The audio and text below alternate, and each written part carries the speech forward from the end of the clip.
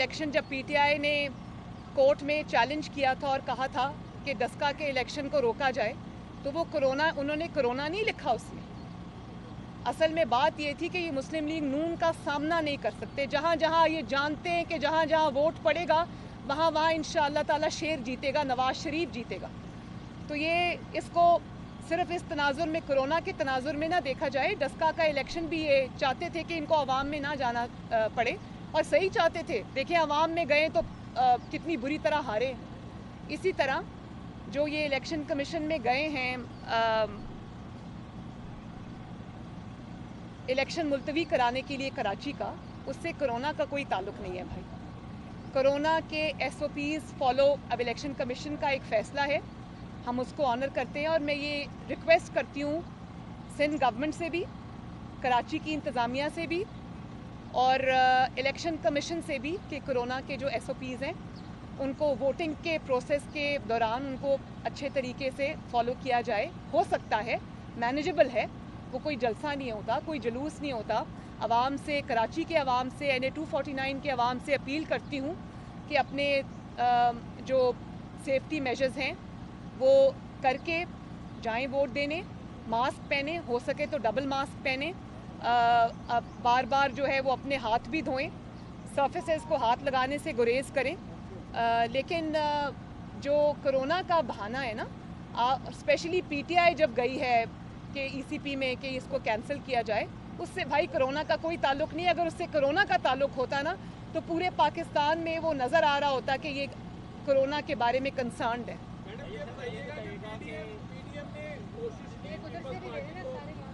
हाँ, एक मिनट, उनसे मैं पूछ लूँ, वो पहले पूछ रहे थे। मौजूदा सूरत हाल में ये नजर आ रहा है कि पीपल्स पार्टी नहीं मानी। क्या शहबाज शरीफ साहब जो है अपने तौर पे दोबारा कोशिश करेंगे पीपल्स पार्टी को बुलाने के? और दूसरा ये छोटा सा क्वेश्चन है, आपने जिक्र किया था आपकी फाइनल सर्जरी के लिए आपने लंदन जाना था, क्या मुस्तकबिल करीब में आप वापसी जा रही हैं? मैं इस बात का बहुत बार जवाब दे चुकी हूँ कि ये मुझे घर आकर भी अगर और ये चाहते हैं कि मैं चली जाऊँ, ये भी मैं आपको बता दूँ। ये जो खबरें उड़ाते हैं ना मेरे बाहर जाने की, उसमें इनकी ख्वाहिश शामिल है। तो मैं ये बात आपको बता दूं कि इंशाअल्लाह ताला ये मुझे अगर प्लेट में भी रख के पासपोर्ट और टिकट भी दें और अगर मेरे सामने रिक्वेस्ट भी करें कि चली जाएं, तो मैं नहीं जाऊँगी। जब तक ये हुकूमत इंशाअल्लाह ताला अपने अंजाम को नहीं पहुँच जाती, मैं यहीं हूँ। मेरा इलाज हो रहा है, हो भी जाएगा, उसमें कोई इशू नहीं है। लेकिन इंशाअल्लाह ताला ये खुशी मैं इनको नहीं दूँगी। बस अब वो PDM की जो मीटिंग होगी उसमें देखते हैं क्या फैसला होता है। अभी आपने थोड़ी देर पहले कहा कि मियां नवाज शरीफ साहब की सेहत पहले से बेहतर है और हुकूमत परेशान की है, इसकी वजह से हमारी दुआ है कि वो जल्द से जल्द याब हो। क्या हम ये तवक्को कर सकते हैं कि अनकरीब मुश्किल करीब में मियां साहब वापस आके यहाँ पर अब पॉलिटिक्स का बाकायदा आगाज़ करेंगे? बिल्कुल, इंशाल्लाह।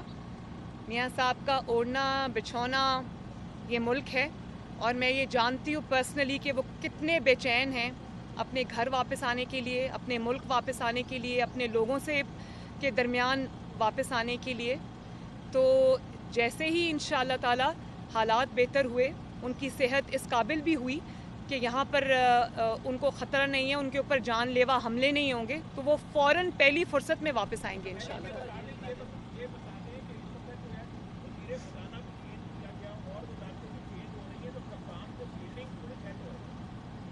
देखें, गंदे कपड़े आपस में ही बदलने से कोई फ़र्क नहीं पड़ेगा। और जितने भी वज़रा तब्दील कर लें, जितने भी कलमदान तब्दील कर लें, म्यूज़िकल चेयर्स हो रही है, वही 5-6 लोग हैं जो घूमते रहते हैं। तब्दीली सिर्फ इस मुल्क में तब आएगी जब इमरान खान जाएगा। इमरान खान के जाने से बेहतरी आएगी, इस सिलेक्टेड हुकूमत के जाने से बेहतरी आएगी। आपस में कपड़े तब्दील करने से बेहतरी नहीं आएगी। ये अपने आप को बेवकूफ़ बना सकते हैं, आवाम को बेवकूफ़ नहीं बना सकते।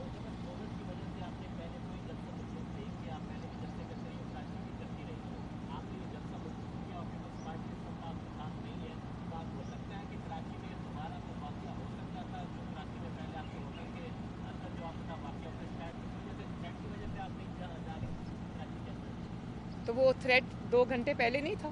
मैंने 2 घंटे पहले अपनी फ़्लाइट कैंसिल की है, सारी बुकिंग्स हो चुकी थी, मेरी सिक्योरिटी वहाँ पहुँच भी चुकी है। बात सिर्फ ये है कि पहले कोरोना इस ख़तरनाक हद तक जानलेवा नहीं था। जो म्यूटेटेड उसका वायरस इस वक्त है वो पहले नहीं था और अब वो ज़्यादा बढ़ गया। और उसकी वजह ये है कि आप देख रहे हैं कि सड़कों के ऊपर फ़ौज भी आ गई है, रेंजर्स भी आ गए हैं। तो मैं नहीं चाहती कि मेरी वजह से किसी को कोई रिस्क हो, किसी को कोई तकलीफ पहुंचे। अच्छा मैडम ये बता दीजिएगा कि लास्ट क्वेश्चन सियासत के बाजार में सिर्फ 40 अफराद बेचना चाहता है, तो क्या बोली लगाएगी?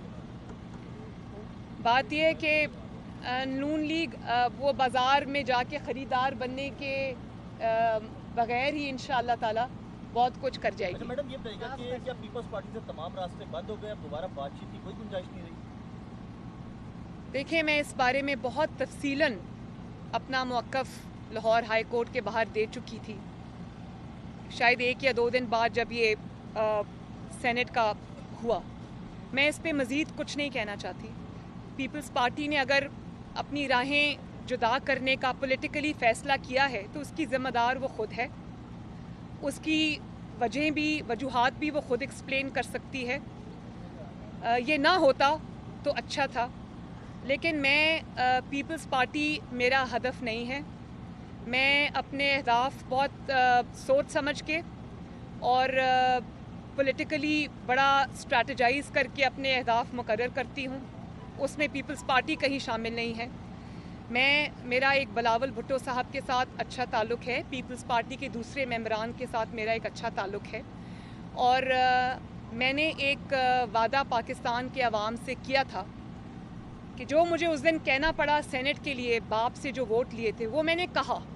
वो एक असूल की बात है, वो किसी की ज़ात पर हमला नहीं था, वो किसी पार्टी पर हमला नहीं था, वो एक असूल की बात थी जो मुझे करनी पड़ी क्योंकि पीडीएम को के जो बयानिया था उसको उससे नुकसान पहुंचा। और लेकिन मैं और जो डिवाइडेड ऑपोजिशन थी उसका तासुर गया जो कि नहीं जाना चाहिए था। लेकिन इस बात को मैं इससे ज़्यादा और बढ़ाना नहीं चाहती। अवाम इसको देख रहे हैं, कौन क्या कर रहा है, कौन सी पार्टी क्या डिसाइड कर रही है, ये जवाब उसको ख़ुद देना पड़ेगा और अवाम को देना पड़ेगा। एहतसाब अवाम करेंगे।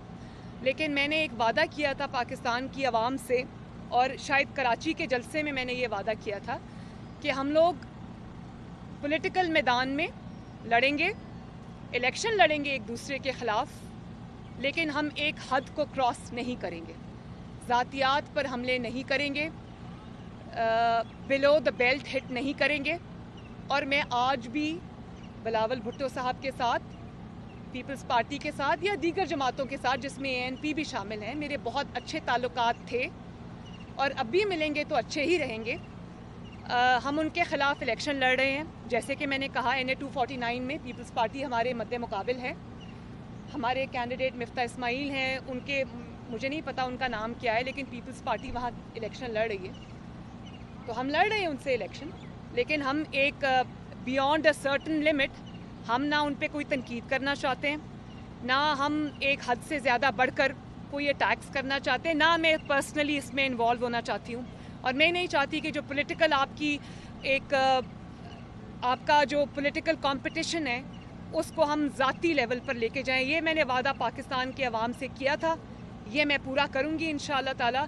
हम पॉलिटिकली लड़ेंगे, हल्के में लड़ेंगे, फ़ाइट करेंगे इंशाअल्लाह ताला, लेकिन इससे ज़्यादा और नहीं।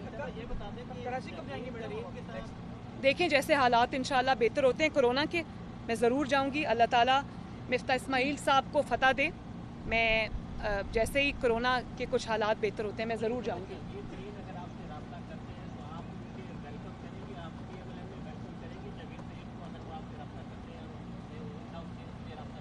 भाई मुझसे क्यों रब्ता करेंगे? वो मियाँ साहब से रब्ता अगर करेंगे तो मियाँ साहब बात करेंगे, शहबाज साहब से रब्ता करेंगे तो शहबाज साहब बात करेंगे। मेरा तो उसके बाद नंबर आता है ना कहीं। पार्टी फैसला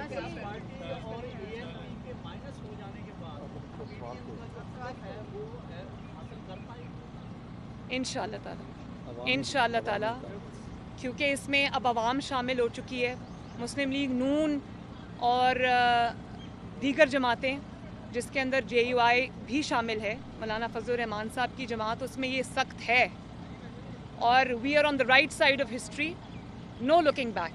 थैंक यू वेरी मच जी। अभी पता चलता है। Thank you. मैंने तो नहीं ये कहा।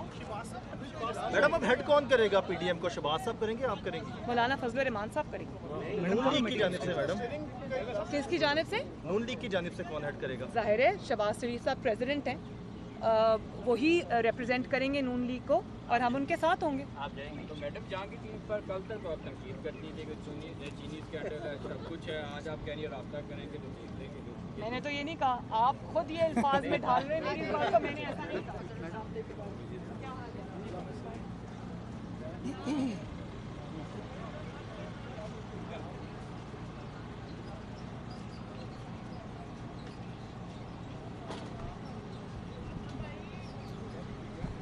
साहब